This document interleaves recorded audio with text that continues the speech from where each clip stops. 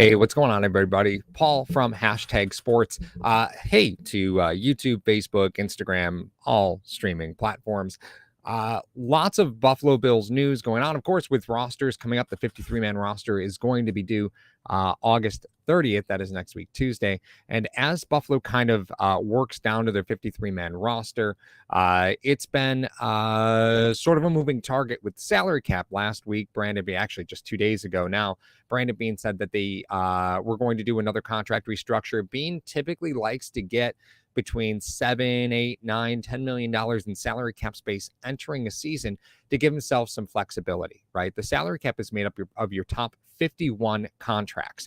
And Buffalo was a little uncomfortable. They had about $5 million with their top 51, which just wasn't what they were looking for, right? Beane, again, has a tendency to want to get $8, $9, $10 million in salary cap space. And he said a contract restructure was going to happen. And restructures are cool because typically they are just reworking money that's already there.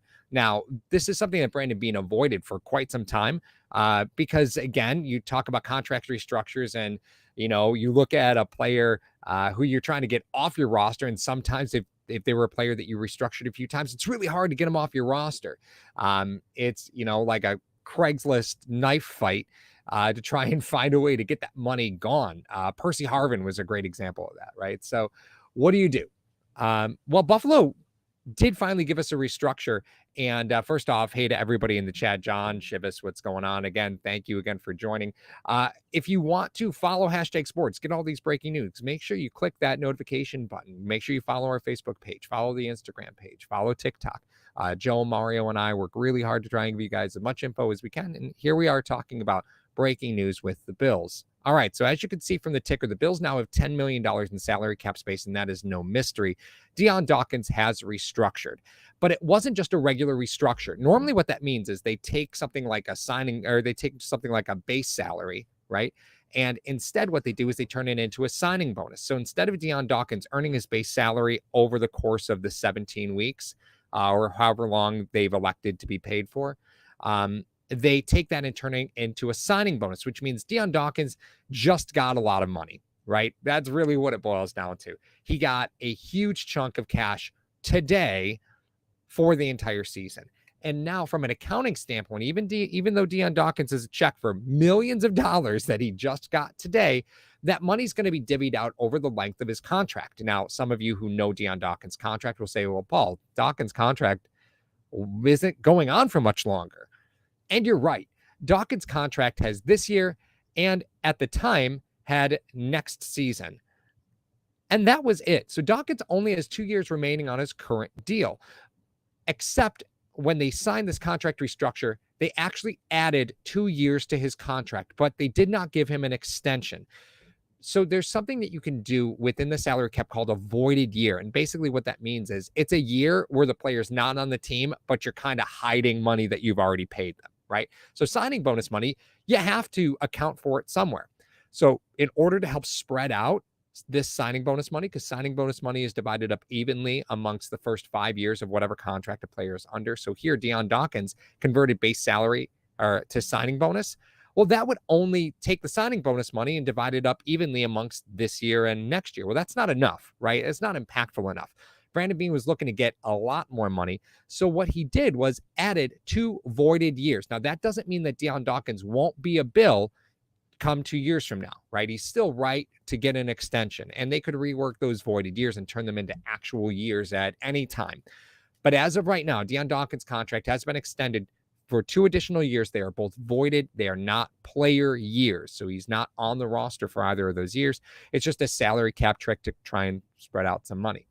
Now, ultimately what this did was he took 7.095 of his base salary and turned that into signing bonus money. So you save about $5.6 million with Dion Dawkins this year, which is a huge savings, right? Absolutely massive amount. And listen, there's a lot of stuff that happens throughout the course of the season that you need this money for. Denzi says, so he got paid up front. Yeah, basically, Dion Dawkins got a check today for the entire season. So he basically made pretty much everything. And Spin asks a great question. It's either for Poyer or OBJ. Now, listen, Jordan Poyer has I think he's about $10 million against the cap this year. He wants a new deal. That is totally the way this works. And at 31 years old, if I were Jordan Boyer, I'd want a new deal too, right? And you'd want to get that done sooner rather than later. Now, mind you, Poyer's obviously battling a little bit of an injury right now, but you do have to look at, what do you do? Is it Poyer or is it a new addition? So let's kind of back off. Victor thinks that it is neither. While I think Bean likes to have the money, because remember, salary cap that you don't use this year can roll into next year. An unlimited, actually, amount of salary cap can roll over to next year if you don't use it. So if Buffalo doesn't touch this, then guess what? They'll have an additional $10 million next season, which, don't forget, Tremaine Edmonds is he's on a contract year. Ed Oliver, he'll be playing on the option next year, so he's still kind of in a contract situation. You've got some problems with players that you might be looking to keep that this money might solve. But again, this doesn't necessarily signal a restructure or a contract extension or a free agent signing is happening, but it is kind of fun to talk about. We did have a conversation on a previous episode. Mario, Mike, his brother, and I talked about the Jordan Poyer situation. Go back into the archives. It was just a few months ago. It was a really great conversation, actually, talking about Poyer's future with the Bills, his value to the team, but to the league. Because remember, contracts aren't signed based off the value of the player has to the team. It's what you think that player's value is to the league and to your competition, right? That's really where value is determined. So the question really does become, what do you do with this money? Well, you don't have to do anything with it today, because if you don't use it, it goes into next year, which is great, right? But the popular conversation is, of course, we got to talk about it, right?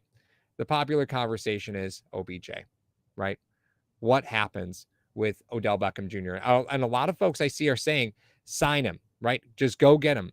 I am inclined to disagree, but there's a reason for it, okay? The reason that I think you want to hold off on that is simply because if you were to sign OBJ now, that means that he needs to be on your 53-man roster now. You're trying to get to that 53-man roster. That cut is coming August 30th. So signing an injured player now, he still has to go on the 53-man roster and then can be placed on injured reserve the day after, right? So that means you're going to have to cut a player that you want to keep in order to get OBJ on your roster right now. So you probably don't want to do that. You probably want to hold if you're going to do anything there, right? Because there's really no point in signing OBJ right now. And that's it. Spin makes a great point. OBJ can't pass a physical right now. The team can still waive that if they're signing him to put him on injured reserve. So that's still an option for them. They can waive the right to a physical under the collective bargaining agreement. That's actually totally possible, but very, very, very uncommon, right?